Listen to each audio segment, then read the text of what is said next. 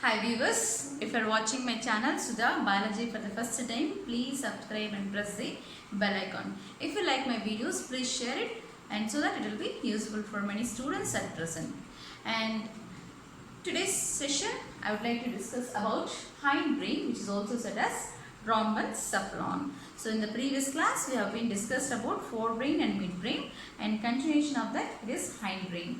So hindbrain includes cerebellum, okay, pons and medulla oblongata. So first we will be dealing with cerebellum region. So this cerebellum, which is wedged between cerebral hemispheres and brainstem, okay. So cerebellum, it is wedged between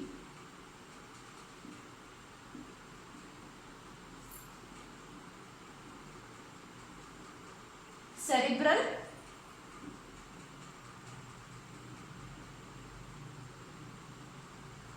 hemispheres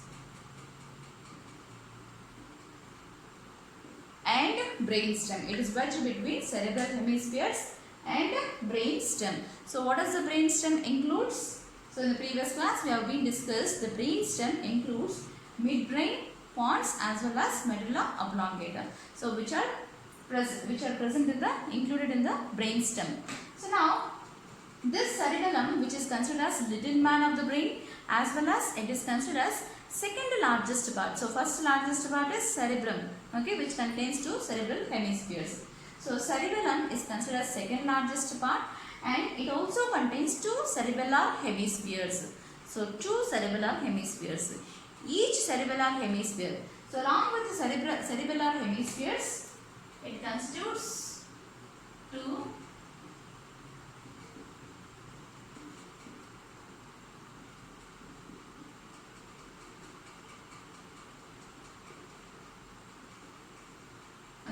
So it includes two cerebellar hemispheres and vermis. And cerebellar hemispheres, so these cerebellar hemispheres which are in turn containing again lobes. Each cerebellar hemisphere contains three lobes: anterior, posterior and floccular lobes.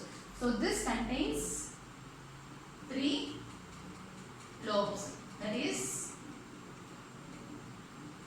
anterior,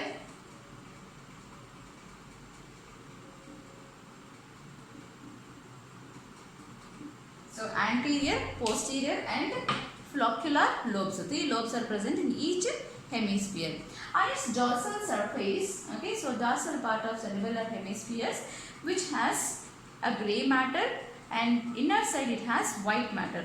So this dorsal side, it has some convolutions. Cerebellar hemispheres also contain some convolutions which increases the surface area, and that also helps in increasing of presence of more number of neurons.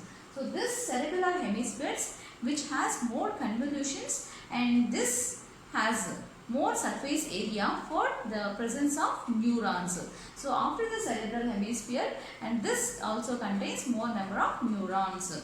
Okay, and next, this cerebellar hemispheres which contains outer grey matter and inner it is containing white matter with some tree-like branching. You can see some tree-like branching which is called as arbora vitae. Okay, so central white matter, and this contains some tree-like structure which is called as arbora vitae. It is a tree-like structure which is present in the cerebellar hemispheres in the white matter region. So now that is called as arbora vitae. And what is the main function of this cerebellum? Okay, so it helps in controlling the locomotoric functions. So very important. It controls the locomotoric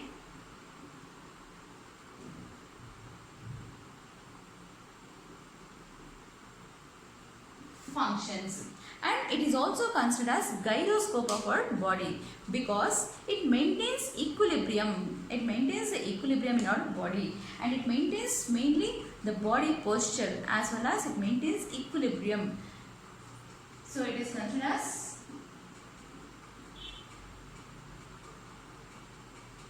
gyroscope, okay, because it maintains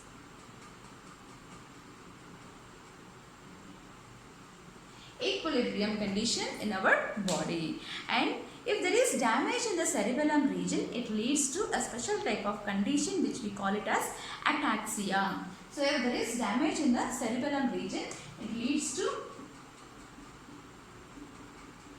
ataxia. If there is damage in the cerebellum region, it leads to ataxia. That means unconditional movements can be seen. That is called as ataxia if there is damage in the cerebellum region. So these are the main functions of cerebellum region.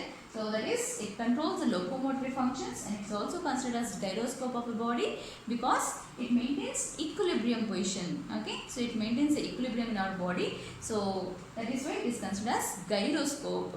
And next, if there is damage in cerebellum region, it leads to ataxia. So this is about cerebellum, which is the second largest part. Next, coming to pons. Okay, so next, which is present in the hindbrain, which is called as pons. So this pons, where is it present? It is present in between, beside of this cerebellum region, that is in front of the cerebellum region, as well as it is present between midbrain. So this region we consider it as midbrain. So midbrain and medulla oblongata. So that is called as pons. So pons, this has a special type of center that is called as pneumotoxic center. So pons has pneumotoxic center, very important. Okay.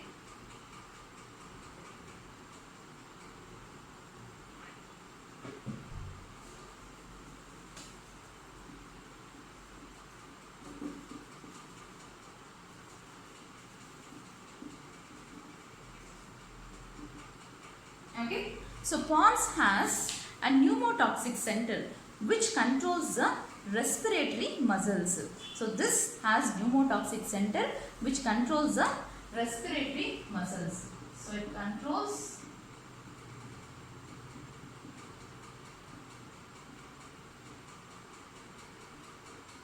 respiratory muscles, and it acts as a relay center between cerebellar hemispheres and spinal cord. So it acts as a relay center between cerebellar hemispheres and spinal cord.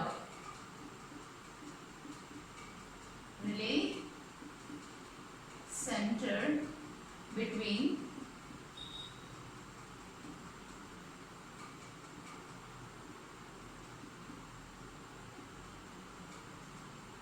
So it acts as a relay center between cerebellar hemispheres and spinal cord.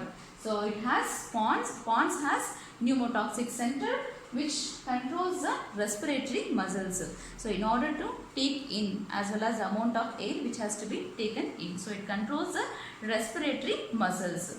So next, it acts as a relay center between cerebellar hemisphere and spinal cord. Okay, and it has some nervous tissue between the cerebellar hemispheres. It acts as a nervous bridge between the cerebellar hemispheres.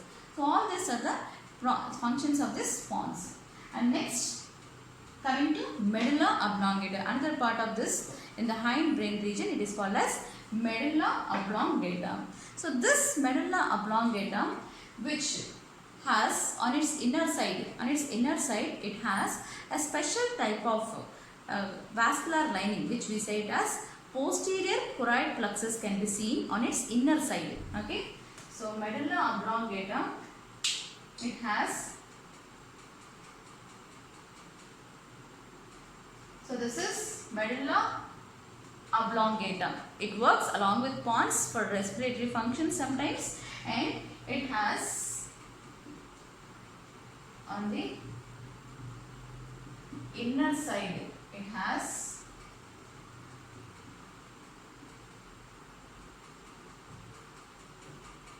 on the inner side, it has lining that is called as posterior choroid plexus. So anterior choroid plexus as well as posterior choroid plexus, which are mainly for the secretion of cerebrospinal fluid, and medulla oblongata, which has mainly centers for respiration as well as it is mainly controlling the vomiting center. It has a controlling centers for vomiting, swallowing as well as sneezing, coughing, and gastrointestinal functions as well as respiratory functions. So all these are the major functions which can be under the control of medulla oblongata. So it has controlling center for vomiting as well as coughing, sneezing, and swallowing. So all this which can be seen as the controlling centers of this medulla oblongata. And this on the inner side it has posterior choroid plexus, and this runs as a continuous through foramen magnum as a spinal cord, which will be passing up to the spinal cord. So medulla oblongata will be continuing through foramen magnum and reaches up to the spinal cord. So this is about the hindbrain. So next we will be studying about the ventricles of this brain.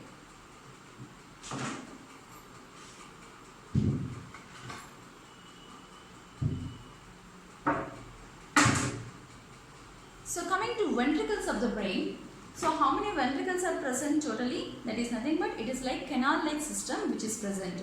So there are 4 ventricles present in a brain. So total 4 ventricles are present in a brain, out of which first 2 ventricles are present in the cerebral hemispheres. So that is called as paracels. The ventricles which are present in the cerebral hemisphere region, we call them as paracel. That is first ventricle is present in the cerebral hemisphere, that is called as right paracel. And the second ventricle which is present in the cerebral hemisphere of forebrain, which is called as left paracel.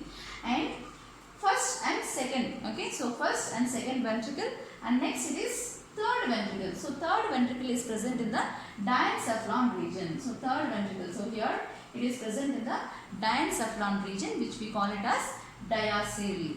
So this passes through a third ventricle, towards the third ventricle through a opening that is called as foramen of Monro. So it is foramen of Monro.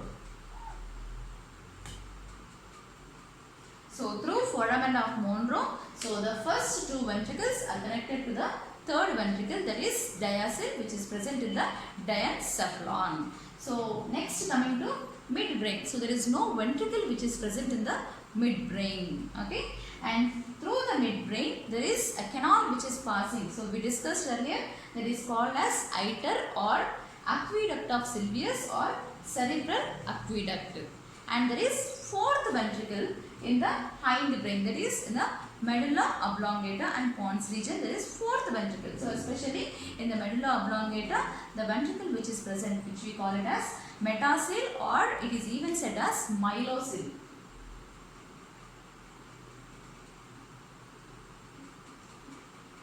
Okay, it is even said as metacell or myelocell, which is present, the ventricle which is present in the medulla oblongata, which we call it as myelocell. So these ventricles are very important. And next, this myelocell which will be continuing through towards the central canal of spinal cord. So that is connected to the central canal of spinal cord. So now these ventricles, the passage of cerebrospinal fluid is again through the filtration is through this ventricle region. So but the secretion of this cerebrospinal fluid, it is mainly from anterior choroid plexus and posterior choroid plexus. So there is cerebrospinal fluid which is being secreted, and we can even find the cerebrospinal fluid near this arachnoid region, subarachnoid space, and anterior and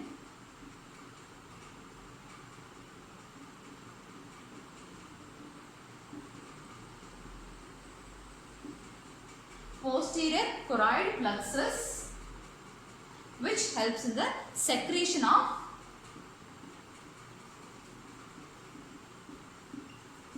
this cerebrospinal fluid. And this cerebrospinal fluid which acts as a shock absorber. So it acts as a shock absorber